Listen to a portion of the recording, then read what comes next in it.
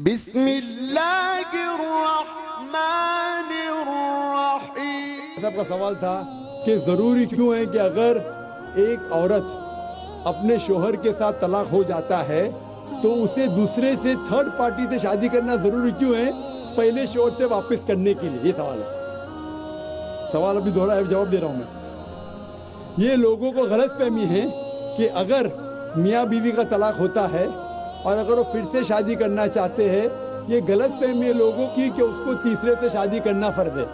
قرآن میں صاف طور پہ لکھا ہوا ہے، سورہ بقرہ میں سورہ نمبر 2 آیت نمبر 228 سے لے کے 242 تک طلاق کے پورا ڈیٹیل دیا گیا کس طریقے سے طلاق دیا جاتا ہے۔ پہلے میں نے کہا تھا کہ آپس میں سمجھوتا ہونا چاہیے، نہیں ہوتا ہے تو گیٹ این آربیٹر، ایک بڑے کو بلاؤ، شوہر کی طرف سے بیوی کی طرف سے سمجھوتا کرو، نہیں ہوتا ہے تو طلاق بولنے کے بعد عدت کے 3 ماہ ہے۔ قرآن میں لکھا سورہ بقرہ سورہ نمبر 2 آیت نمبر 228 کہ 3 ماہ، 3 مہینے، 3 menstrual cycle is the period of عدت۔ 3 مہینے کے بعد the divorce is completed۔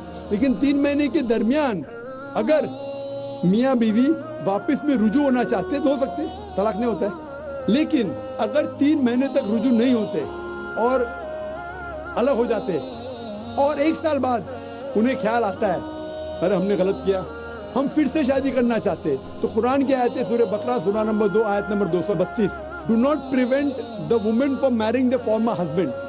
آپ عورتوں کو اپنے پرانے شوہر سے شادی کرنے سے مت روکیے، تو وہ عورت پھر سے اپنے پہلے شوہر سے شادی کر سکتی ہے، لیکن نیا نکاح نیا مہر، نیو میرج نیو مہر۔ No, what you are saying is a misconception۔ I'll come to it۔ لوگ سمجھتے حلالہ کی ضرورت ہے، حلالہ جیسی کوئی چیز قرآن میں ہے نہیں، اس کو پڑھاؤں گا، لیکن پھر سے شادی کرنے کے بعد پھر سے ان لوگ زندگی بسر کرتے، 3-4 سال بعد پھر سے کچھ نا اتفاقی ہوتی ہے، پھر سے طلاق، وہی طریقے سے سمجھوتا کرو، بڑے کو لے کے آؤ، طلاق بولو، 3 ماہ رکو، پھر جاؤ، پھر سے 2 سال بعد یاد آتا ہے نہیں واپس سے رہیں گے، پھر سے شادی کر سکتے، پھر نکاح، پھر مہر، پھر سے جھگڑا ہوتا ہے، پھر تیسری بار اگر طلاق ہوتا ہے تو اللہ تعالیٰ فرماتے سورہ بقرہ سورہ نمبر 2 آیت نمبر 230 میں کہتے کہ تیسری بار اگر طلاق دیں گے تو فائنل، اس کے بعد آپ پھر سے میاں بیوی نے، جب تک آپ تھرڈ کو نہیں میری کریں۔ اس میں کیوں؟ یہ شادی بیاہ گڈا گڈی کا کھیل تھوڑی ہے، بچپن میں گڈا گڈی کا کھیل میں شادی کرو پھر سے طلاق دو، ایک دن میں 10 بار شادی کر سکتے، برابر نا؟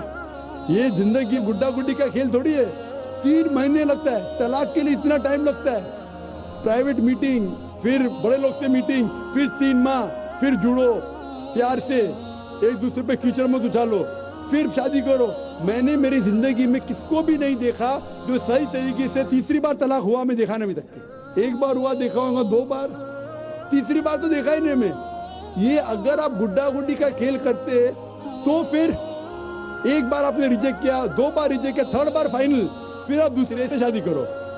آپ پلان نہیں کر سکتے، آپ دوسرے سے شادی کرو اور رو، اور پھر پتہ لگا آپ کو میں پہلے شوہر سے ناراض تھی، صرف دن میں 6 گھنٹہ دیتے تھے، یہ نیا شوہر تو 2 گھنٹہ دیتا ہے، تو پہلا والا اچھا، تو ڈال آٹے کا بھاؤ معلوم پڑے گا۔ میری ماں مجھ سے کہتی تھی مارکیٹ جائیں گے تو ڈال آٹے کا بھاؤ، ڈال اور آٹے کا بھاؤ، آپ سمجھے نا؟ تو ہو سکتا ہے کیا معلوم پڑا میں میرے شوہر سے جھگڑا کرتی تھی، وہ بیوی کہیں گی، معلوم پڑا کہ نیا شوہر تو پرانے والے سے بدتر ہے، آپ سمجھ رہے نا؟ اور پھر اگر نئے والے سے ڈیورس ہوا، سیم طریقہ، آپس میں سمجھوتا، پلاننگ نہیں۔ اگر پلاننگ کریں گے کہ ایک رات تمہارے ساتھ سوؤں گا اور پھر طلاق دینا، یہ حرام ہے، آپ سمجھ رہے نا؟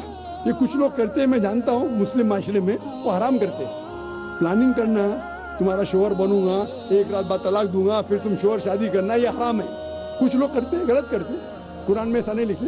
تو اگر تیسری بار طلاق کے بعد یا پہلی طلاق کے بعد بھی، پہلے بار طلاق دیے، دوسرے سے شادی کیے، پھر پتہ لگا صحیح نہیں تو واپس جا سکتے، آپ سمجھے نا؟